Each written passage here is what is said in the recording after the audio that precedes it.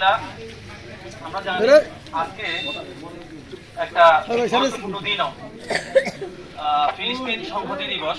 আমরা জানি এই সারা পৃথিবীর মানুষ জানে যে ফিলিস্তিন ইসরায়েলের কাছে কতটা বর্বরতার শিকার, এবং এই জন্য সারা পৃথিবীর মানুষ সংহতি জানিয়ে এই দিবসটি পালন করে। আমি সর্বপ্রথম আমাদের এই সমাবেশের পক্ষ থেকে ফিলিস্তিন মাজলুম ভাইদের প্রতি সংহতি জানাচ্ছি।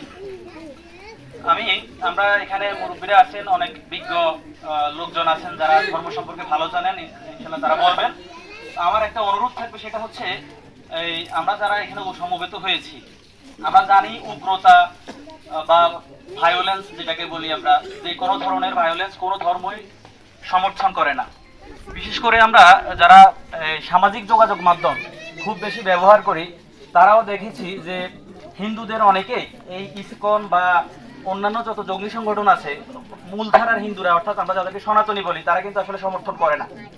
তো এখানে আসলে টার্গেটেড একটা এরিয়া আছে, যে আমাদের ইসলামের কথা বলি বা যে ধর্মের কথাই বলি, যারা এরকম এক্সট্রিমিজম লালন করে, যারা ভায়োলেন্স করে, এরা সাধারণত হয় কি বেশিরভাগই ধর্ম সম্পর্কে খুব একটা ভালো জানে না, যেই ধর্মেরই হোক, এবং এরা টার্গেট করে যারা খুব কম জানে কিন্তু ধর্মীয় আবেগ আছে, এদেরকে বেশি টার্গেট করে। তো আমার অনুরোধ থাকবে, আমাদের যারা ইয়াং জেনারেশনের এখানে যারা আছে, তারা ধর্ম সম্পর্কে অনেক বেশি পড়াশোনা করবে, জানবে, এবং আমাদের আমাদের যে হিন্দু ভাইয়েরা আছে তারাও তাদের এই এক্সট্রিমিজমের বিরুদ্ধে, ভায়োলেন্সের বিরুদ্ধে তারাও সোচ্চার হবেন, এটা আমি আশা করব। আর এগুলো আমি শেষ করছি। ধন্যবাদ। আসসালামু আলাইকুম।